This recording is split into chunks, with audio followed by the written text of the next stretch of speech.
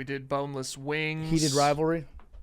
Yeah, Madeline, I know your favorite show. Are you familiar with the reverse heated rivalry that's going on in real life right now? I've seen whispers of it. It's like hockey exes are playing each other in the gold medal game. No, but not even exes. They broke up during the Olympics. Oh no. They just This broke year? up Mackenzie, this like is good. yesterday.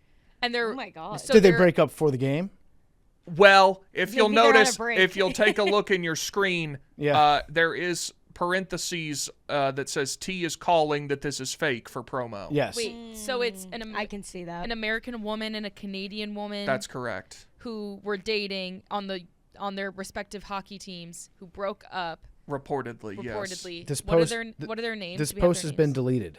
Yeah, there was an Instagram live video of one of them. I'm not sure if it was the American or the Canadian saying, "Yeah, I'm single." Do we know that? Can I have a name?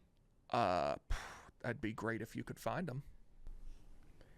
I would I would think this is a awesome. good strategy. If you are dating somebody that's on the team you're about to play in, you have to break up for that game. Right? Dump her right before the game. Maybe get back together afterwards. I mean, Hillary Knight, I think, is an American woman, and she started seeing someone at the last Olympics, and they just got engaged yesterday at this Olympics. Mm-hmm. This says U.S. defender Caroline Harvey and Team Canada forward Daryl Watts. That's who it is. Look, hockey is how can you not be romantic about hockey? That's a great point. That's what everyone always says. That's awesome, though. The Olympics, I know you said the other day the Olympics has no juice. There's been a lot of interesting romance subplots happening in these Olympic Games that I am having a lot of fun watching. Okay, go on. The guy who got bronze and then declared that he cheated on his girlfriend Yeah, in weird. his post Yeah. match. Yeah, that was or weird. And then post-race she told conference. him, Like, I can't forgive yeah, you. Yeah, like forget basically it. fuck off. Yeah. And she was like, "Why would he put me in this position?" Yeah. So Wait, there's time that. out. I missed this. There's a dude who won, He got and then he got a bronze medal in, Okay. I believe, a certain skiing event. Yeah. And his post-race interview, they were like, how do you feel?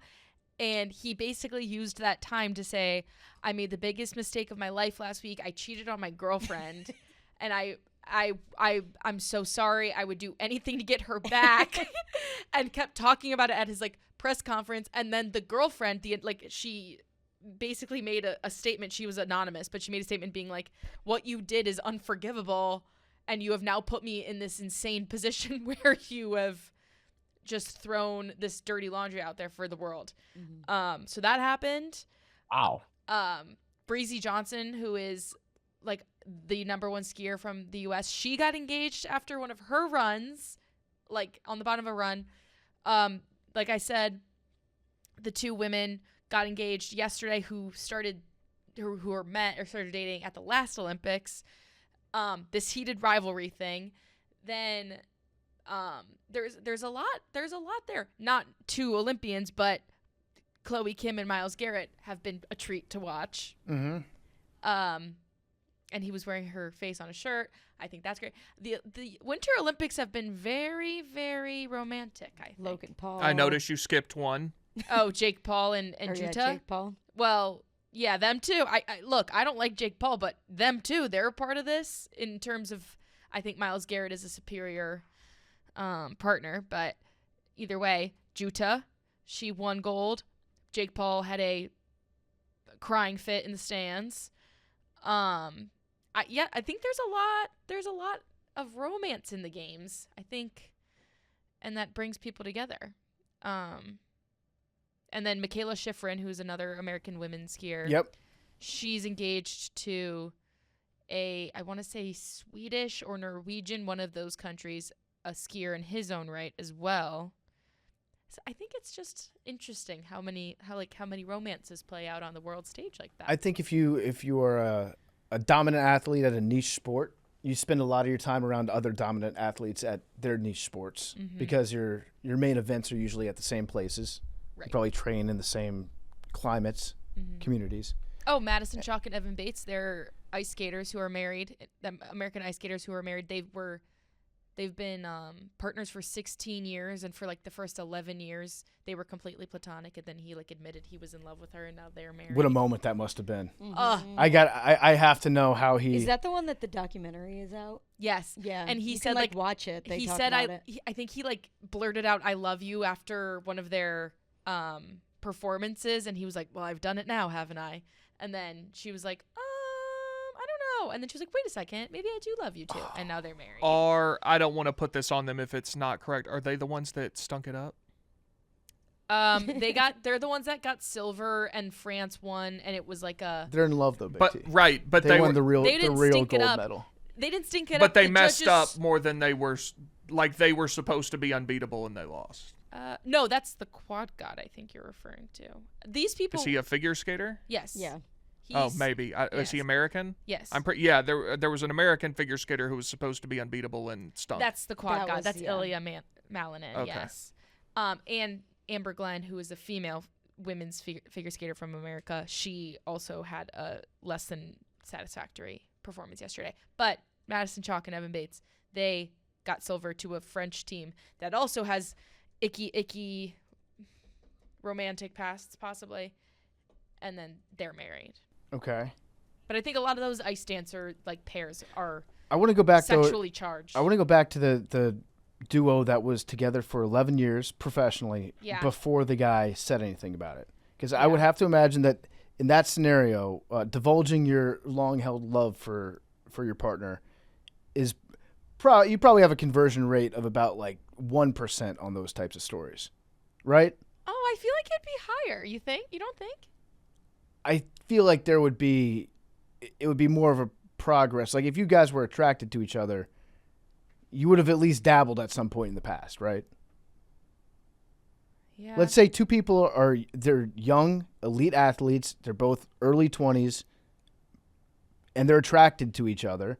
They're working together 8 hours a day, right. And holding then each dating. other, Yeah. throwing each other up in the air. At some point, you're going to show interest in the other person. Right. And also, I got the numbers wrong. It was not 11 years before he said anything. It was 5. But still. That's still a 5 long years. time. Still a long time to be. Maybe they were both dating somebody, and then they Maybe. both became single. I think also when you're that elite of an athlete and you have like a partner of that nature, for that, you're like, I'm not here to date you. I'm here to win a gold medal. Like, Yeah. You're not even. She was like, I wasn't even focused on him like that. Like, I was too busy skating with him. Yeah. They're almost an obstacle. Yeah. Like I have to figure out how to not let you cost me a gold medal. Right, because then, and I also learned that several of the pairs that were in the Olympics are like exes. Like a lot of ex-partners still skate together because they tried Yeah. and it didn't work out. But then you're like, well, we skated together 12 years or, whatever. You're it also the is. best. Yeah. Yeah, and you know me, I know you. So we kind of have to just work through that as well. Yeah.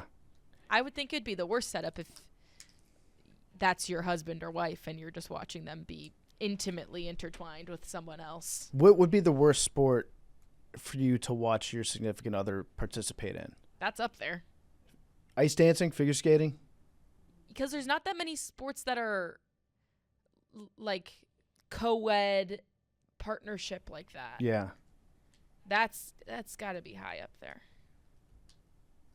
Or like dance in general, I Dance, guess. competitive dance. Dancing with the Stars. Dancing with the Stars. Yeah. Yes. Do they do mixed volleyball? I don't think they do.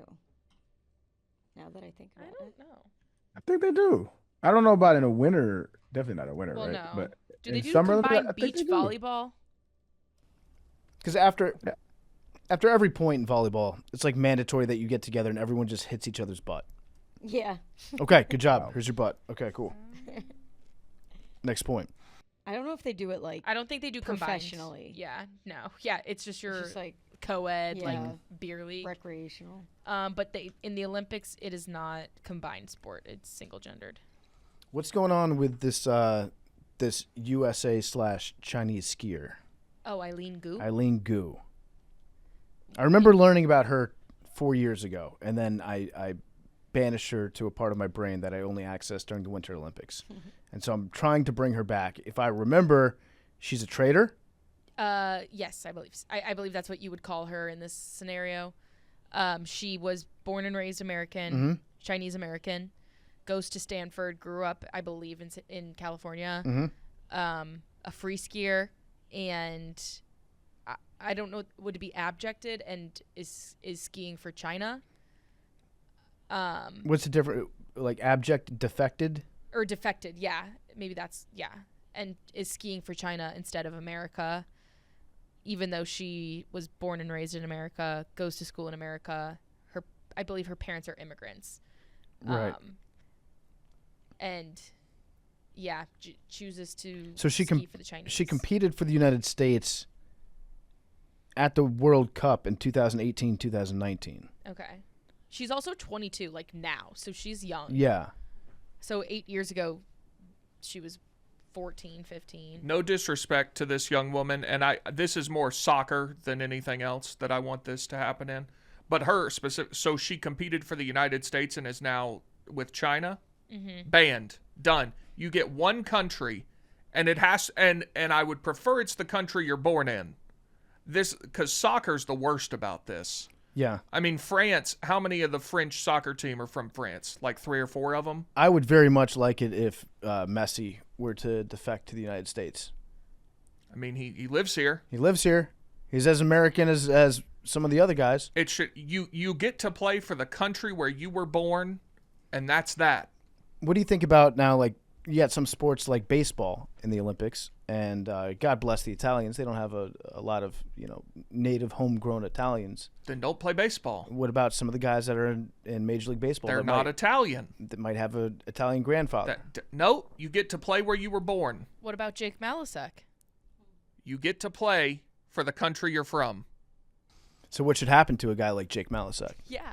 Jake Malasek's trying to go to Not an 2028. Olympian. I'm aware. What should happen to He's Jake? flying all over the world playing with a lacrosse team for a country that he only goes to play lacrosse. And I love Jake. But we the answer to where do you draw the line is always somewhere. And I'm choosing to draw the line at you get to play for the country where you're from. I think that's a reasonable take, Big T.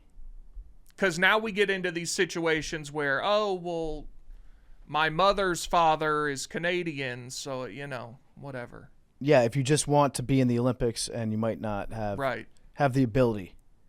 But a lady like Eileen Gu, she clearly had the ability. She could have been on the U.S. team.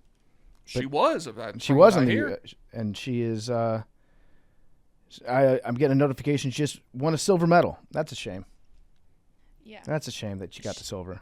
She got 2 silvers this Olympics and has become the most decorated women free skier in history.